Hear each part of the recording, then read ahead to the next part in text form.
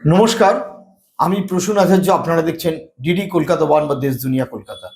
আজকের আমাদের আলোচনার বিষয়বস্তু হচ্ছে যে পশ্চিমবঙ্গের রাজনীতির পটের কি কিছু পরিবর্তন ঘটছে না। আমি তৃণমূলের সাথে বিজেপির যে অঙ্ক সেটা বলছি না, বলতে চাইছি যে 2016-র পরে 2019, 2021 এবং 2024 আমরা যে ট্রেন্ড লক্ষ্য করেছিলাম, অর্থাৎ বামেদের ভোট পুরোপুরি রামে চলে গেছিল এবং সিপিএম শূন্যে নেমে এসেছিল, তার কি কিছু পরিবর্তন ঘটছে? রামেদের থেকে বামেদের দিকে কি কিছুটা ভোট আবার ব্যাক করছে? একথা কেন বলছি আজকের দিনে দাঁড়িয়ে?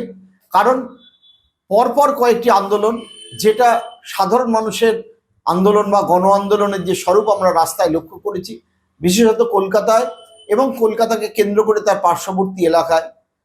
প্রথমে তো অভয়াকাণ্ড এবং তারপরে এই চাকরি চলে যাওয়া শিক্ষকদের যে অবস্থান, এই দুটো ক্ষেত্রেই কিন্তু আদালত সংক্রান্ত যা লড়াই সেটা কিন্তু বিজেপি করেনি, মূলত বামপন্থীরা করেছেন, বিকাশ ভট্টাচার্য করেছেন এবং অন্যান্যরা করেছেন। শুধু তাই নয়, রাস্তায় দাঁড়িয়ে তৃণমূলের চোখে চোখ রেখে কথা বলার যে ক্ষমতা তারা দেখাচ্ছেন, সেই ক্ষমতা কিন্তু বিশেষ করে ইয়াং নেতৃত্ব মীনাক্ষী, সৃজন, শতরূপরা, সেটা কিন্তু আমরা অনেক দিন দেখিনি।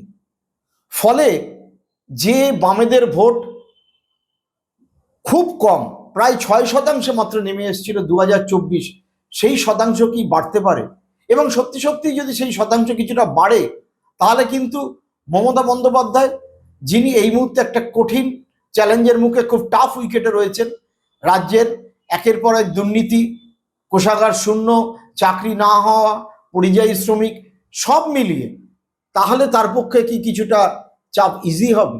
একটা সংক্ষিপ্ত আলোচনা আমরা এই ব্যাপারে যেতে চাইছি।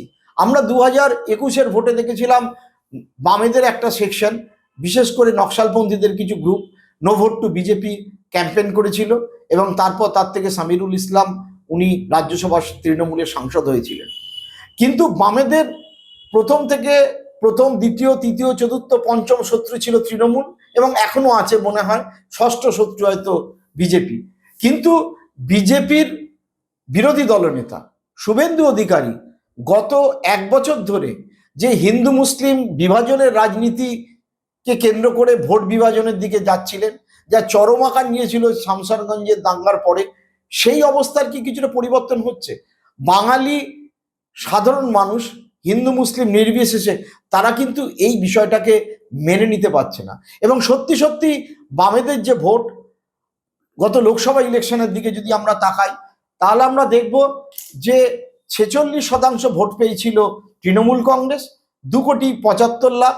বিজেপি পেয়েছিল 2,33,00,000, কংগ্রেস পেয়েছিল 28,00,000, সিপিএম পেয়েছিল 34,00,000।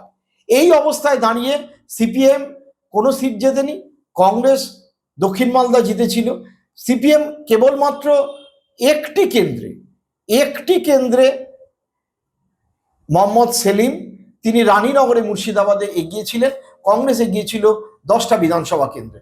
কিন্তু সম্প্রতি যে বারবার হিন্দু মুসলিম বিভাজনের রাজনীতি করে ভোট বিভাজনের চেষ্টা করছে শুভেন্দু অধিকারী, সেটা কিন্তু বৃহত্তর বাঙালি সমাজ অনেক ক্ষেত্রেই মেনে নিতে পারছে না। তারা হয়তো অনেকে মমতা ব্যানার্জির বিরুদ্ধে, তাহলে কি তাদের ভোট আবার কিছুটা যদি বামেদের দিকে যায়, অর্থাৎ বামেদের যে 2024-এর যে ভোট যদি আমরা ধরে নিই, সিপিএম যে 34,00,000 ভোট পেয়েছিল, সেটা যদি 10,00,000, 15,00,000, 20,00,000 বাড়ে, তাহলে সেই ভোটটা কিন্তু আসবে মূলত বিজেপির কাছ থেকে। মাথায় রাখতে হবে আমাদের, তৃণমূলের ভোট কিন্তু সিপিএম এর দিকে যাবে না, ভোট আসবে বিজেপির থেকে। এবং সেই ভোট যদি আসে, তাহলে কিন্তু শুভেন্দু অধিকারী এবং তার সঙ্গীরা যে স্বপ্ন দেখছেন আগামী 2026-এর ইলেকশনে রাজ্য দখলের, সেই স্বপ্ন কিন্তু অধরাই রয়ে যাবে। সত্যি কথা বলতে কি, বিজেপিতে এই মুহূর্তে যদি আমরা বিজেপির সাংগঠনিক অবস্থা বিচার করি, তাহলে 4টি গ্রুপ কিন্তু বিলং করছে। একটা গ্রুপে আপনারা দেখবেন সবসময় শুভেন্দু অধিকারী, তার ডান দিকে সিপিএম এর একসময় মন্ত্রী বঙ্কিম ঘোষ, আর একদিকে হচ্ছে শঙ্কর ঘোষ, শিলিগুড়ির এমএলএ, যিনি অশোক ভট্টাচার্যের মানে কি বলে প্রায় পুত্রস্নেহতাকে পালন করেছেন এবং অশোক ভট্টাচার্যের যাবতীয় ব্যাগ তল্পি বাহক ছিলেন তিনি। তার হাতের এখনো চে গুয়েভারা লেখা, অর্থাৎ সিপিএম এর এই একটা সেকশন এবং তৃণমূল থেকে আসা কিছু সেকশনের লোককে নিয়ে শুভেন্দু অধিকারী বিজেপির রাজনীতি করছেন। অন্যদিকে দিলীপ ঘোষকে আমরা দেখেছি, তিনি 2015 থেকে 2021 পর্যন্ত যারা তার ঘনিষ্ঠ ছিলেন তাদের নিয়ে রাজনীতি করছেন। সুকান্ত মজুমদার পুরনো আরএসএস এর লোক, তিনি অত্যন্ত সুভদ্র, তিনি আরএসএস এর সুভদ্র কিছু মানুষকে নিয়ে রাজনীতি করছেন। অন্যদিকে আরেকটি গ্রুপে রয়েছেন পুরনো যারা, আমরা গত 30 বছর ধরে যাদের বিজেপির নেতৃত্বে দেখেছি, রাহুল সিনহা থেকে শুরু করে অন্যান্যদের, তারা একটা গ্রুপে রয়েছে। রাহুল সিনহা রাজ্য বিজেপির একাধিকবার সভাপতি ছিলেন, সুকান্ত মজুমদারও বর্তমানে সভাপতি। এই প্রেক্ষাপটে দাঁড়িয়ে যদি সত্যি সত্যি এমন ঘটনা ঘটে, আমরা বারবার এই ঘটনা এই কারণে বলছি যে অভয়ার বিচারকে কেন্দ্র করে কলকাতা রাজপথে যে আন্দোলন হয়েছিল, বিজেপি প্রথম দিকে গেলেও বিজেপি কিন্তু পরে উইথড্র করে। তার পরবর্তীকালে শিক্ষকদের যে চাকরি সংক্রান্ত ব্যাপার, সেই ক্ষেত্রেও কিন্তু অদ্ভুতভাবে উইথড্র করে বিজেপি। মূলত আইন আদালতের ব্যাপারটা কিন্তু পুরোপুরি সামলেছিল সিপিএম এর নেতৃত্ব। এবং গত কদিন ধরে বিকাশ ভবনের সামনে যে আন্দোলন হচ্ছে, সেই আন্দোলন মঞ্চে সজল ঘোষ বা শুভেন্দু অধিকারী গেলেও সিপিএম এর নেতৃত্ব বারবার গেছেন এবং তারা বোঝাতে চেষ্টা করেছেন যে আমরা আপনাদের পাশে রয়েছি। সিপিএম এর নেতৃত্বের, ইয়াং নেতৃত্বের এই যে রাস্তায় নেমে আন্দোলন করা এবং মানুষের পাশে থাকা, তার কিছু ডিভিডেন্ড হয়তো প্রাথমিকভাবে মনে হচ্ছে কথাবার্তা বলে লোকের কাছে ফিরে আসতে পারে। এবং তারা বারবার বলছেন যে সিপিএম আমলের এই হয়েছে, সেই হয়েছে, এই অবস্থা ছিল না। অর্থাৎ অনেক দিন বাদে সিপিএম এর আমল কেমন ছিল, 14 বছর আগে কি অবস্থা ছিল, সেইটা কিন্তু সাধারণ মানুষ আলোচনার মধ্যে নিয়ে এসছেন। সামগ্রিকভাবে প্রেক্ষাপট যদি এই অবস্থায় গিয়ে দাঁড়ায়, তাহলে 39% 2024-এ যে বিজেপির ভোট এবং তৃণমূলের 46%, সেই অংশের গ্যাপ শুভেন্দু অধিকারীর একটা হিসেব করছিলেন যে হিন্দু ভোট যদি পোলারাইজড হয় এবং হিন্দু ভোটের যে 62% প্রায় বিজেপির দিকে চলে গেছে এবং 37-38% তৃণমূলের দিকে পড়ে রয়েছে, সেইটাকে যদি আমি আরো কমিয়ে আনতে পারি, তাহলে বিজেপি কিন্তু তার টার্গেটে হিট করবে, অর্থাৎ আমরা ক্ষমতার চলে যাব। সেই প্রেক্ষাপট কিন্তু ক্রমেই আমাদের মনে হচ্ছে যেন গুলিয়ে যাচ্ছে। এই কারণে যে হিন্দু মুসলিম করলে মুসলিমরাই দেশের শত্রু, এই কথা কিন্তু প্রতিপন্ন করা যাচ্ছে না। আমরা দেখেছি যে সোফিয়া কুরেশিকে তুলে ধরতে হয়েছে পাকিস্তান যুদ্ধে। সবচেয়ে বড় কথা হচ্ছে শনিবার দিন দিল্লি ট্রাভেল ব্লগার জ্যোতি মালহোত্রা, হিন্দু, তিনি ধরা পড়েছেন পাকিস্তানের সাথে স্পিওনেজ অর্থাৎ দৌত্য করা, খবর পাচারের অভিযোগ, এবং তার সাথে যারা ধরা পড়েছেন তারা কেউ মুসলিম নয়, আরো 3 জন ধরা পড়েছে। তার আগে আমরা দেখলাম ভারতীয় সেনাবাহিনীর একাধিক ব্যক্তি ধরা পড়লেন পাকিস্তানকে খবর সংগ্রহ, মানে ভারতের খবর সংগ্রহ করে পাকিস্তানকে গুপ্তচর বৃত্তির দেয়, তারাও সকলে হিন্দু। এই হিন্দু মুসলিম রাজনীতি কিন্তু একটা কোথাও যেন মনে হচ্ছে পশ্চিমবঙ্গে একটা জায়গা পর্যন্ত এসে ধাক্কা খেয়েছে। শামশেরগঞ্জের দাঙ্গাকে কেন্দ্র করে শুভেন্দু অধিকারী এবং তার সাঙ্গপাঙ্গরা যে বিভাজনের রাজনীতি করছিল, সেই বিভাজনের রাজনীতি সাধারণ বাঙালি সমাজ সম্ভবত অতটা মেনে নিচ্ছে না।